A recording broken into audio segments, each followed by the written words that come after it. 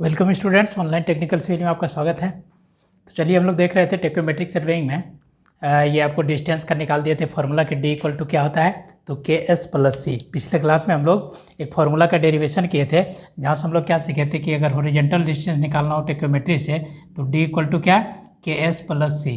जहाँ पे के क्या था आपका, तो के आपका मल्टीप्लाइंग कॉन्स्टेंट था जिसका वैल्यू एफ बाई आई के बराबर होता है, और सी क्या था, एडिटिव कॉन्स्टेंट था जिसका वैल्यू एफ प्लस सी के बराबर होता है। ठीक है, अब आइए, अब अगर आपको ये कांस्टेंट निकालना हो, ये कांस्टेंट, ये दोनों क्या है, कांस्टेंट है। ये दोनों क्या है, कांस्टेंट है। किसका, तो टेक्योमेट्रिक कांस्टेंट है। इसको हम लोग बोलते हैं टेक्योमेट्रिक कांस्टेंट। अगर आपको टेक्योमेट्रिक कांस्टेंट निकालना हो तो कैसे निकालेंगे? अभी तो हम लोग सीखे कि कांस्टेंट का वैल्यू हमको पता था, वहाँ से हम डिस्टेंस कैसे मेजर करेंगे। लेकिन अगर आपको हम डिस्टेंस दे दें तो उससे कांस्टेंट कैसे मेजर कीजिएगा, तो वो आज हम लोग क्या सीखेंगे कि कांस्टेंट मेजरमेंट करना, यानी क्या है आपका डिटर्मिनेशन ऑफ स्टेडिया कांस्टेंट। यानी वो जो स्टेडिया कांस्टेंट है, तो दो स्टेडिया कांस्टेंट होता है, एक मल्टीप्लाइंग कांस्टेंट और दूसरा एडिटिव कांस्टेंट। तो आज हम लोग सीखेंगे कि मल्टीप्लाइंग कांस्टेंट को कैसे कैलकुलेट कर सकते हैं, एडिटिव कांस्टेंट को कैसे कैलकुलेट कर सकते हैं। तो आइए वो दोनों के बारे में देखते हैं। तो कह रहा है कि ये दोनों जो कांस्टेंट है, ये दोनों कांस्टेंट को आप दो मेथड से निकाल सकते हैं। एक तो लेबोरेटरी मेथड होता है और दूसरा फील्ड मेथड होता है। तो देखिए, लेबोरेटरी मेथड में कैसे निकाल सकते हैं और फील्ड मेथड में कैसे निकाल सकते हैं। तो यहाँ देखिए, कह रहा है कि द कांस्टेंट में भी डिटरमाइंड बाय, यानी कांस्टेंट को आप डिटरमाइन कर सकते हैं लेबोरेटरी मेजरमेंट से और दूसरा फील्ड मेजरमेंट से। लेबोरेटरी करने का मतलब क्या है, लैब में जाएंगे, इंस्ट्रूमेंट को लेंगे, उस इंस्ट्रूमेंट को देख करके उसका जो भी है उसमें फोकल लेंथ वगैरह क्या क्या दिया हुआ, उसके बेसिस पे हम लोग निकाल सकते हैं उसका कांस्टेंट। दूसरा कह रहा है कि फील्ड मेजरमेंट। आप क्या कीजिए, उस इंस्ट्रूमेंट को ले जा करके फील्ड में जाइए और फील्ड में जो मेजर करें डेटा, उस डेटा के हेल्प से कांस्टेंट को निकालिए। दो तरीका है, ठीक है। तो पहला क्या है बाबू आपका, लेबोरेटरी मेजरमेंट, दूसरा क्या है, फील्ड मेजरमेंट। अब एक एक करके हम लोग बात करते हैं कि लेबोरेटरी में क्या करते होंगे। तो लेबोरेटरी करने का मतलब हो गया कि the focal length of the lens can be determined by the means of a optical bench according to equation. जैसे आपको बताए थे, जो डेरिवेशन हम लोग फार्मूला किए थे, तो वहाँ पे एक लेंस बनाए थे, उसका क्या किए थे, पूरा इमेज बनाए थे, फिर क्या डिस्टेंस होता है सबका वो दिखाए थे, और उससे हम लोग एक डिस्टेंस का वैल्यू डी निकाले थे। सेम उसी तरह उससे क्या कर सकते हैं, आपका जो लेंस का फार्मूला है, इस फार्मूला के हेल्प से आप एडिटिव कांस्टेंट और मल्टीप्लाइंग कांस्टेंट का वैल्यू निकाल सकते हैं। ठीक है, एडिटिव कांस्टेंट और मल्टीप्लाइंग कांस्टेंट का वैल्यू निकाल सकते हैं। कैसे, लेबोरेटरी मेथड से। लेकिन हम लोग को जो एग्जाम में क्वेश्चन आता है तो वो लेबोरेटरी नहीं, आपका क्या आएगा, फील्ड मेथड में, क्योंकि आपके पास इंस्ट्रूमेंट है, आप इंस्ट्रूमेंट ले जा करके फील्ड में काम करेंगे। तो इंस्ट्रूमेंट ले जा करके जब फील्ड में काम करना है, आप सुने कहीं कि सर्वे का इंस्ट्रूमेंट करना है, सर्वे का प्रैक्टिकल करना है तो लैब में करेंगे। सर्वे का प्रैक्टिकल कहाँ पर होता है, फील्ड में होता है। तो जब आपके पास इंस्ट्रूमेंट आ जाएगी, उस इंस्ट्रूमेंट को लेकर के हम लोग फील्ड में चलेंगे और फील्ड में जा करके क्या करेंगे, उसका कांस्टेंट निकालने के लिए सीखेंगे कि किस तरह से हम लोग फील्ड में जो ऑब्जर्वेशंस किए हैं, फील्ड में जो हमने डेटा कलेक्ट किया है, उस डेटा के हेल्प से कैसे हम कांस्टेंट कैलकुलेट करेंगे। तो दूसरा जो मेथड है क्या है, फील्ड मेजरमेंट मेथड। अगर लेबोरेटरी मेथड से निकालना रहे तो सिंपल बैठे बैठे क्या करना है, लेंस आपका जो फॉर्मूला है, ये लेंस सूत्र जो दिया हुआ है 1/f = 1/u + 1/v, इस फॉर्मूला पे पुट करेंगे, फोकल लेंथ सब मेजर करते जाएंगे और वहाँ से कांस्टेंट का वैल्यू निकाल लेंगे। ठीक है, अगर आपको लैब में करना हो तो लेबोरेटरी में, ये फील्ड में करना हो तो फील्ड में कैसे निकालेंगे। तो फील्ड में निकालने से पहले देखिए आपका क्या कर रहा है कि फील्ड मेजरमेंट करने के लिए आपको सबसे पहले फील्ड पे जाना पड़ेगा। तो फील्ड पे जाने के लिए हम लोग क्या किए हैं, फील्ड पे आए हैं। फील्ड पे आने के बाद हम लोग क्या किए हैं, तो इस तरह के से एक क्या किए हैं, टेक्योमीटर इंस्ट्रूमेंट लगा दिए। टेक्योमीटर इंस्ट्रूमेंट लगाने के बाद क्या किए, यहाँ पे स्टाफ्स को खड़ा कर दिए। एक स्टाफ यहाँ पे पेग गाड़ दिए, पहले यहाँ एक पेग गाड़ दिए, एक पेग गाड़ दिए, एक पेग गाड़ दिए। ठीक है, वुडन पेग गाड़ दिए ताकि हमको यहाँ पे रखना था। ठीक है, क्योंकि इसका डिस्टेंस भी आपको मेजर करना पड़ेगा कि कितना डिस्टेंस पे हमने पेग गाड़ा था। एक पेग, दो पेग, तीन पेग गाड़ दिया। ठीक है, अब यहाँ से क्या किया, हमने स्टाफ को लगाया, यहाँ पे भी स्टाफ को हमने खड़ा किया, यहाँ पे भी हमने स्टाफ को खड़ा किया। उसके बाद हमने रीडिंग नोट किया। तो रीडिंग नोट करते हैं तो इस तरह का क्या होता है, आपका एक डायग्राम बनता है। कौन सा, ये डायफ्राम का। तो इसमें इस तरह का रीडिंग्स आता है, अपर और लोअर। हम लोग सिर्फ किसको कंसीडर किए हैं, तो ये अपर स्टेडिया को, ये लोअर वाला को। सेंट्रल का रीडिंग नहीं लिए हैं, इसीलिए यहाँ पे सेंट्रल वैल्यू को नहीं दिखा है। तो ये जो वैल्यू है आपका, ये अपर स्टेडिया होता है, ये लोअर होता है, ये अपर स्टेडिया होता है, ये लोअर होता है, ये अपर स्टेडिया होता है, ये लोअर होता है, इतना तो हम लोग को पता है। और ये दोनों का जो डिफरेंस होता है, इसी डिफरेंस को क्या बोलते हैं, स्टाफ इंटरसेप्ट। तो यहाँ पे मान लिया S1 है, ये स्टाफ इंटरसेप्ट का वैल्यू S2 है, यह स्टाफ इंटरसेप्ट का वैल्यू S3 है। जैसे जैसे आप डिस्टेंस बढ़ते जाइएगा, S1 स्टाफ इंटरसेप्ट का वैल्यू भी क्या होगा आपका, बढ़ते जाएगा। ठीक है, अब देखिए हम लोग जहाँ पे ये कर रहे हैं इंस्ट्रूमेंट, मान लिया जाए ये A है, ये B है और ये C है, तो O से A के बीच का डिस्टेंस D1 मान लिया है, O से B का बीच का डिस्टेंस D2 मान लिया है, O से C का बीच का डिस्टेंस क्या मान लिया, D3। अब D1 D2 D3, ये D1 का भी वैल्यू हम लोग मेजर किए होंगे चेन और टेप से, D2 का भी मेजर कर लिए होंगे टेप से, और D3 का भी टेप से मेजर करके यहाँ से एक डिस्टेंस हमको पता चल गया होगा कि कितना कितना डिस्टेंस पे हम क्या किए हैं, ये लेबलिंग स्टाफ को लगा करके रीडिंग्स को नोट किए हैं। अब देखिए ये स्टेप क्या कर रहा है, स्टेप क्या कर रहा है कि ये Fairlie level ground is selected. सबसे पहला क्या करना है आपको, एडिटिव कांस्टेंट मल्टीप्लाइंग कांस्टेंट निकालना है। तो एक कैसा कीजिए, समतल सरफेस को सेलेक्ट कीजिए। समतल सरफेस को सेलेक्ट करने के बाद tacheometry is setup at O, यहाँ पे O पॉइंट पे क्या कीजिए, टेक्योमेट्री को सेट कर दिए। And the pegs are fixed at A1 A2 A3। पे को हम लोग क्या किए, A1 मान लिया है, इसको A2 मान लिया है, इसको A3 मान लिया है। A1 A2 A3 पे हम लोग क्या किए हैं, पैक को गाड़ दिए हैं। ठीक है, वुडन पैक को। ठीक है, अब कर रहा है कि the staff intercept, staff intercept मेरा कर रहा है कौन सा, stadia hair reading are noted at each of the peg. हर एक पेग पे क्या किए, लेबलिंग स्टाफ को लगाए, लेबलिंग स्टाफ को लगाए, लेबलिंग स्टाफ को लगाए, और यहाँ पे जो स्टाफ इंटरसेप्ट है इसके रीडिंग को नोट किए, यहाँ पे जो स्टाफ इंटरसेप्ट है इसके रीडिंग को नोट किए, यहाँ पे जो स्टाफ इंटरसेप्ट है इसके रीडिंग को हमने नोट किया। उसके बाद क्या करा है, लेट दिज इंटरसेप्ट, मान लेते हैं कि ये इंटरसेप्ट मेरा S1 है, ये S2 है, ये S3 है, एंड सो ऑन इस तरह जाता है। अब क्या कर रहा है कि measure the horizontal distance D1 D2 D3। अब D1 D2 D3 को इसको हम लोग क्या किए होंगे, चेन या टेप से मेजर कर लिए होंगे। अब वो जो डिस्टेंस D1 D2 D3 को मेजर किए हैं उसका क्या करेंगे, put the values of D1 D2 D3 in equation. जो जनरल इक्वेशन आपको पता है, कल पिछले क्लास में जो हम लोग फॉर्मूला ड्राइव करके लाए थे, D इक्वल टू क्या चीज़, KS प्लस C। अब इस जनरल इक्वेशन में क्या कीजिए, ये D1 का वैल्यू निकालिए, D2 का वैल्यू रखिए, D3 का वैल्यू रखिए। यहाँ से आपका क्या होगा, एक इक्वेशन बनेगा।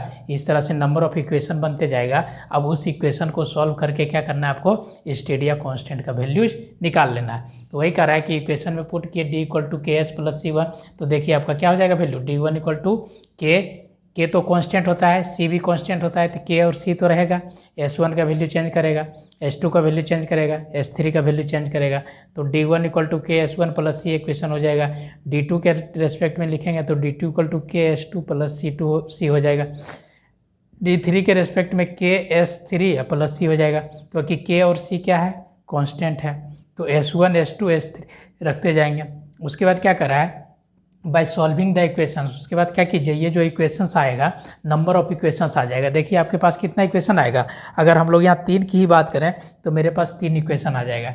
एक इक्वेशन 1, एक इक्वेशन 2, एक इक्वेशन 3। अब क्या कर रहा है कि इस तीनों इक्वेशंस को, ये तीनों इक्वेशंस को लेकर के क्या कीजिए, सॉल्व कीजिए। कैसे, पेयर में। पेयर मतलब क्या, जोड़ा में। तो पहला 1 2 को सॉल्व कीजिए, फिर दूसरा 2 3 को सॉल्व कीजिए, और होता तो 3 4 को करते। इस तरह से पेयर में सॉल्व करना है। तो पहला 1 2 लेना है, फिर दूसरा बार 2 3 लेना है, फिर तीसरा बार तीसरा चौथा इक्वेशन लेना है। इस तरह से कंटिन्यूअस। वही कर रहा है कि by solving the equations in pair, equation को क्या कीजिए, पेयर में सॉल्व कीजिए, और आप मल्टीप्लाइंग कांस्टेंट और एडिटिव कांस्टेंट का जो वैल्यू निकाले हैं, उस वैल्यू का जितना पेयर में निकाले हैं उतना से डिवाइड करके आप एवरेज वैल्यू को निकाल लीजिए। वो जो एवरेज वैल्यू आपका आएगा वही एवरेज वैल्यू क्या कहलाएगा, तो मल्टीप्लाइंग कांस्टेंट और एडिटिव कांस्टेंट। अब देखिए ये तो थ्योरी की बात हो गई कि ये क्या होता है, किस तरह से हम लोग कैलकुलेट कर सकते हैं फील्ड में। अब देखिए आपके सामने बोर्ड पे एक क्वेश्चन दिख रहा होगा। क्वेश्चन में क्या कर रहा है कि determine the values of Stadia constant. वहाँ से क्या करना है, स्टेडिया कांस्टेंट्स का आपको वैल्यूज निकालना है, जहाँ पे आपका सारा रीडिंग्स दिया हुआ है। पहला क्या दिया हुआ है, देखिए यहाँ से क्या करना है, आपको वैल्यूज निकालना है। किस चीज़ का, स्टेडिया कांस्टेंट का वैल्यू निकालना है। तो स्टेडिया कांस्टेंट का वैल्यू निकालना है, तो ये सारा चीज़ इसमें वैल्यू दिया हुआ है। पहला देखिए क्या क्या कर रहा है कि आपका इसमें जो वैल्यू दिया हुआ है, ये वैल्यू क्या है कि इंस्ट्रूमेंट कहाँ पे है, आपका O पे है। स्टाफ का रीडिंग क्या है, ABC है।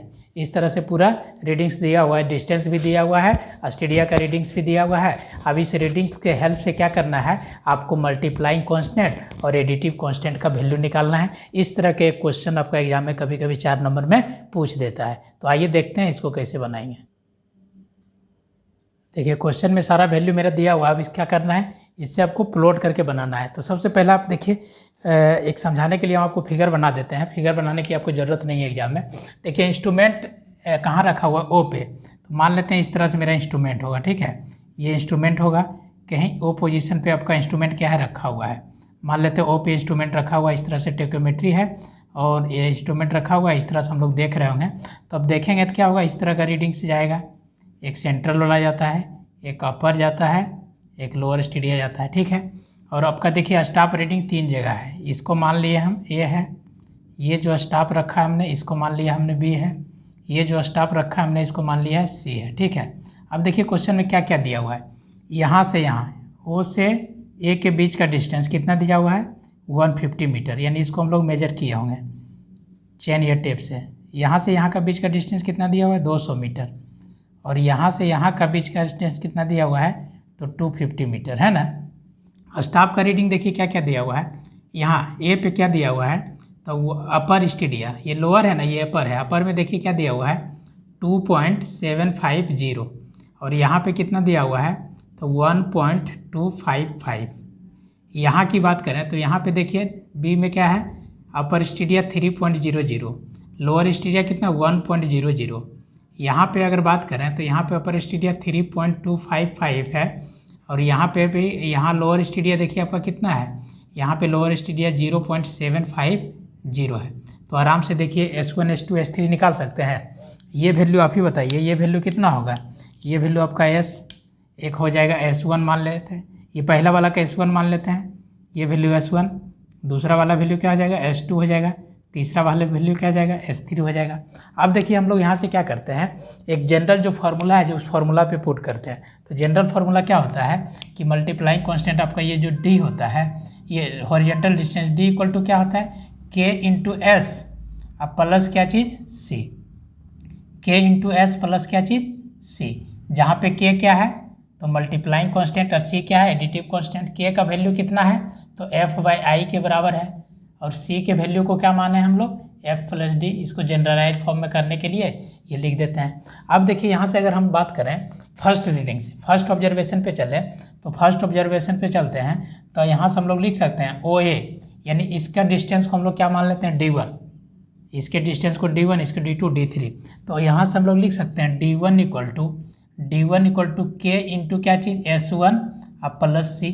अब यहाँ से अगर आए हम लोग तो D1 का वैल्यू बताइए कितना है, D1 का वैल्यू 150। अब 150 इक्वल टू क्या लिख सकते हैं बताइए, K का वैल्यू तो कांस्टेंट रहेगा, S1 का वैल्यू कितना हो जाएगा, तो S1 का वैल्यू अपर स्टेडिया माइनस लोअर स्टेडिया, तो 2.750 अब माइनस कितना 1.255 अब प्लस कितना C। अब इसको हम लोग अगर लिखें इक्वेशन में तो 150 बराबर क्या चीज़ K, इसका वैल्यू निकालिए कितना होगा। इसका वैल्यू अगर निकालें हम लोग तो 2.750 अब माइनस क्या कर दें 1.255, ये वैल्यू आ गया 1.495। ये क्या हो गया 1.495। तो हम लोग इसको लिख दें 1.495 K अब प्लस C। इसको हम लोग क्या मान लें, इक्वेशन नंबर 1। इसको इक्वेशन नंबर 1, या तो K को हम लोग लिख देते हैं X, हाँ C को लिख देते हैं Y। तो यही क्या हो जाएगा, क्योंकि आप लोग को फेमिलियर हैं एक्स वाई से, तो 150 बराबर 1.495 x अब प्लस y। इसको मान लेते हैं आप क्या चीज़, इक्वेशन नंबर 1। कोई दिक्कत, अब क्यों लिखे 1, ये के को x, क्योंकि एक्स वाई से आप फेमिलियर ज़्यादा हैं तो के को x लिख दिए और c को y लिख दिए हैं। क्लियर। दूसरा इक्वेशन अगर लिखें तो दूसरा इक्वेशन बताइए क्या होगा, ये d1 वाला वैल्यू हो गया। d2 का अगर लिखें तो d2 इक्वल टू क्या हो जाएगा k S2 अब प्लस क्या चीज़ C। तो उसी तरह D2 का वैल्यू बताइए कितना है 200। तो 200 इक्वल टू हम लोग लिख सकते हैं K का वैल्यू, K को हम लोग क्या लिख दिए हैं X, या तो अभी K ही रखिए। S2 का वैल्यू कितना S2 का वैल्यू अपर माइनस लोअर, तो कितना 3.000 अब -1.000 अब प्लस कितना C, तो ये तो सिंपल हो गया कि 200 बराबर कितना 1, 3 में 1 गया तो कितना हो जाएगा 2K अब प्लस C, इसी को एक्स वाई के टर्म में लिखेंगे तो 200 प्लस कितना 2x अब प्लस y, इसको मान लेते हैं इक्वेशन नंबर क्या चीज़ 2। उसके बाद फिर एक और इक्वेशन लिखिए D3 इक्वल टू बताइए क्या हो जाएगा KS3 अब प्लस C, D3 का वैल्यू कितना है मेरा तो 250, तो 250 इक्वल टू KS3 का वैल्यू क्या होगा अपर स्टीडिया माइनस लोअर स्टीडिया, अपर स्टीडिया 3.255 माइनस लोअर स्टीडिया 0.750 अब प्लस क्या चीज़ C। अब चलिए इसको घटाइए तो 3.255 अब माइनस कितना 0.750 माइनस 0.750, ये वैल्यू आ गया 2.505, तो यहाँ पे लिख सकते हैं 250 इक्वल टू 2.505 के अब प्लस C, IC के को हम लोग क्या लिख रहे हैं x, तो 250 बराबर 2.505 x अब प्लस y, इसी को क्या मान लिया इक्वेशन नंबर 3। तो इस तरह से क्या हो गया आपका एक इक्वेशन 1 हो गया, दूसरा इक्वेशन 2 हो गया और तीसरा इक्वेशन 3 हो गया। आपको पता है आपको क्या बोले थे लास्ट स्टेप में, हमने आपको बताया कि जो आप इक्वेशन बना रहे हो उसको क्या करना है तो पेयर्स में कैलकुलेट करना है। तो पेयर्स में अगर हम लोग कैलकुलेट करें तो देखिए क्या करेंगे, पेयर में कैलकुलेट करने के लिए एक्स वाई का वैल्यू निकालना है, तो हम लोग पेयर में कैलकुलेट करते हैं। तो फर्स्ट पेयर ले लेते हैं हम लोग, फर्स्ट पेयर किसका ले लेते हैं 1 और 2, इक्वेशन 1 और 2। अब 1 और 2 को सॉल्व करते हैं तो ये क्या हो जाएगा 150 बराबर कितना, या तो इसको ऐसे लिखें 1.495x plus Y equal to 150, equation 2 को लिख दें 2x plus Y equal to कितना 200। चलिए इसको सॉल्व करेंगे तो x का वैल्यू और y का वैल्यू हम डायरेक्ट क्या आपको उतना नहीं, आपके पास एग्जाम में कैलकुलेटर रहता है, डायरेक्ट कहाँ जाइए शिफ्ट दबाइए और मोड में जाइए, शिफ्ट दबा करके और मोड में जाना है। इक्वेशन है ना, इक्वेशन लिखने के लिए आपका होगा शिफ्ट और 6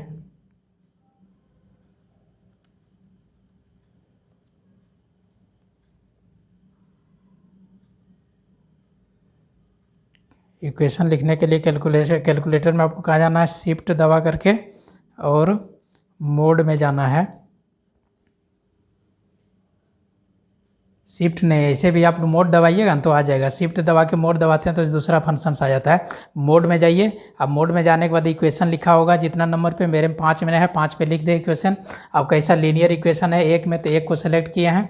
अब देखिए x1 का वैल्यू पुट कर रहे हैं 1.495 ठीक है, और b का वैल्यू क्या रख रहे हैं 1 और c का वैल्यू क्या इधर सबको कर लेना है, तो माइनस क्या हो जाएगा 150।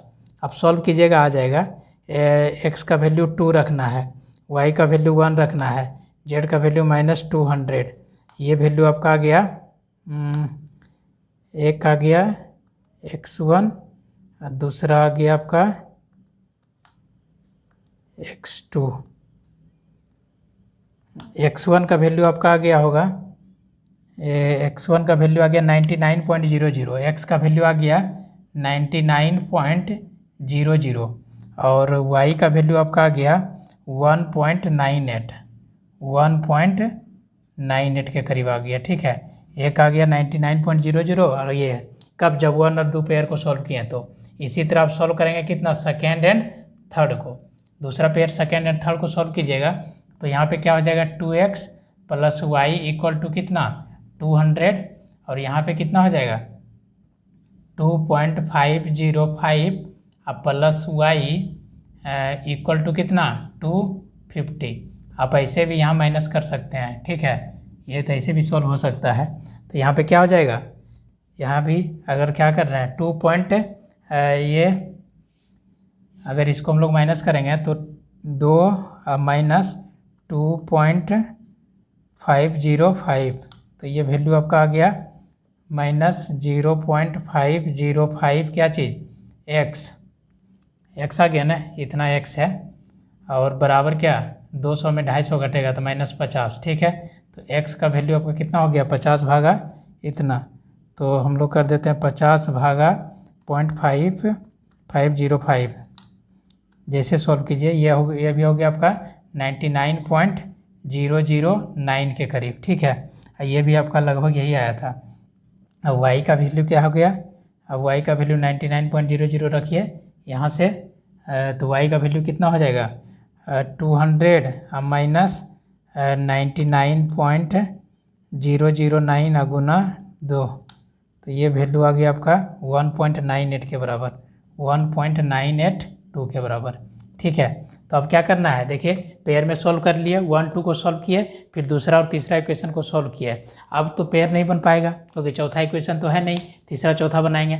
एक और कर सकते हैं, एक और पेयर आप क्या बना सकते हैं, एक और पेयर बना सकते हैं आप 1 2 बना लिए, 2 3 बना लिए, और एक पेयर बन सकता है आपका 3 1 बन सकता है ना। तो 3 1 का पेयर बनाएंगे तो देखिए कितना हो जाएगा 2.505x अब प्लस वाई इक्वल टू कितना 250, इक्वेशन थर्ड। 1 का क्या हो जाएगा, 1 का निकालिए तो 1 का हो जाएगा 1.495x अब प्लस क्या चीज़ y, plus Y equal to कितना 150। अब यहाँ से अगर सॉल्व करेंगे तो x का वैल्यू डायरेक्ट हम मोड में जाके उसी तरह कर लेते हैं। मोड में गए, इक्वेशन में गए, एक में गए, वैल्यू मेरा 2.505, ठीक है। एक 1 है, सी का वैल्यू 250, डी 1.495495, सब लोग को आता है ना इक्वेशन सॉल्व करने, इक्वेशन सॉल्व कर लेना है। और 150 ये वैल्यू आपका आ गया, एक्स का वैल्यू 99.009 आ गया, 99.009, और y का वैल्यू आपका आ गया, y का वैल्यू वही आ गया 1.980। अब क्या करना है 1.980, तो अब देखिए 3 को वैल्यू आ गया ना, यहाँ से भी आ गया, एक क्या हो गया यहाँ से वैल्यू आ गया आपका, एक देखिए एक ये वैल्यू आ गया एक पेयर का, दूसरा पेयर का ये वैल्यू आ गया, अब तीसरा पेयर का ये वैल्यू आ गया। अब क्या करेंगे, ये तीनों पेयर का वैल्यू आ गया, अब एवरेज निकालिए। तो एवरेज निकालने के लिए बताइए एक्स का वैल्यू क्या हो जाएगा, यही जो एक्स है ये एवरेज क्या हो जाएगा 99.009 अब प्लस 99.009 अब प्लस 99.009 अब डिवाइडेड बाई कितना 3, तो ये निकालिएगा तो लगभग कितना होगा 99.009 के बराबर ही आएगा, ठीक है। तो ये क्या हो गया एडिटिव कांस्टेंट, तो ये एडिटिव कांस्टेंट कितना हो गया, यानी x को क्या माने थे एडिटिव कांस्टेंट, तो हम लोग लिख सकते हैं कि एफ आई क्या है मल्टीप्लाइंग कांस्टेंट। x को देखिए क्या माने थे, x को k माने थे, k क्या है आपका मल्टीप्लाइंग कांस्टेंट, k क्या है मल्टीप्लाइंग कांस्टेंट, तो एफ वाई इक्वल टू कितना आ गया 99.009, ठीक है 99.009। अब आपको क्या निकालना है एडिटिव कांस्टेंट, तो एडिटिव कांस्टेंट के लिए y माने थे, तो y का वैल्यू कितना हो गया 1.98 प्लस यहाँ भी कितना 1.982 प्लस कितना 1.980 डिवाइडेड बाई कितना 2, यहाँ भी 2, ये 3 है ना, 3 एवरेज निकालने के लिए। अब इसको कीजिए देखिए कितना हो रहा है, तो 1.982 प्लस 1.982 प्लस 1.982 प्लस कितना 1.980 प्लस 1.980 डिवाइडेड बाई कितना 3, ये लगभग आ गया 1.981। ये वैल्यू क्या हो गया f प्लस डी, इसको क्या बोलेंगे एडिटिव कांस्टेंट, एडिटिव कांस्टेंट का वैल्यू 1.981 के बराबर आ गया, ठीक है। जबकि एडिटिव कांस्टेंट क्या होता है 0 और मल्टीप्लाइंग कांस्टेंट क्या होता है 100 के बराबर, किसका टेक्योमेट्री, यानी इस टेक्योमेट्रिक में थोड़ा बहुत कुछ एरर होगा, या तो हम लोग ये जो डिस्टेंस मेजर किया है इसमें कुछ एरर होगा, या रीडिंग्स नोट करने में कुछ एरर आया होगा, इसीलिए मेरा क्या होगा ये 100%, ये 100 नहीं हो पाया, ये 0 नहीं हो पाया, ठीक है। तो इस तरह से अगर क्वेश्चन दे दे सिंपल, तो आप यहाँ से क्या निकाल सकते हैं, तो ये क्या हो गया मल्टीप्लाइंग कॉन्स्टेंट हो गया, क्लियर, और ये कॉन्स्टेंट क्या हो गया, तो ये आपका एडिटिव कॉन्स्टेंट हो गया। तो ये भी कभी कभी एग्जाम में 4 नंबर क्वेश्चंस पूछ देता है, बट इतना ईजी आपका नहीं पूछेगा। लेकिन सीख गए कांस्टेंट कैसे निकालते हैं। आपके लिए एच डब्ल्यू है, क्या एच डब्ल्यू है, तो यहाँ के रीडिंग्स को हम लोग चेंज कर लेते हैं। ये 1.300 लिख देते हैं और 2.900 लिख देते हैं। इसका 1.00002 कर देते हैं, इसका 3.005 कर देते हैं, ठीक है। इसका हम लोग 0.750 रहने देते हैं और इसका 3.450 कर देते हैं। इस तरह से इसका क्या कीजिएगा, ये आपका एच डब्ल्यू रहा है, इसको बनाना है, इसका भी निकालना है। मल्टीप्लाइंग कांस्टेंट क्या होगा और एडिटिव कांस्टेंट क्या होगा। तो ये आपका जो क्वेश्चंस दिख रहे हैं बोर्ड पे, इसको नोट कर लीजिए। इसको क्या करना है, एच डब्ल्यू करना है, इसको बना के लाना है, इसका मल्टीप्लाइंग कांस्टेंट निकालना है और एडिटिव कांस्टेंट निकालना है। तो इस तरह से हम लोग क्या किए, एक न्यूमेरिकल का छोटा सा पोर्शन देखे कि अगर आपका डिस्टेंस दिया हुआ है तो उस डिस्टेंस के हेल्प से मल्टीप्लाइंग कांस्टेंट कैसे निकालोगे और एडिटिव कांस्टेंट निकालोगे कैसे, किस मेथड से, तो फील्ड मेथड से, ठीक है। तो अब नेक्स्ट क्लास में हम लोग देखेंगे कि टेक्योमेट्री करने का जो सर्वेइंग करेंगे फील्ड में वो कितना मेथड होता है, तो वो भी बहुत ज़्यादा इंपॉर्टेंट है। अब नेक्स्ट क्लास में हम लोग मेथड के बारे में डिस्कस करेंगे, ठीक है। तो यहाँ तक आप लोग को समझ में आया होगा। तो मिलते हैं हम लोग फिर नेक्स्ट क्लास में। Thank you, bye bye.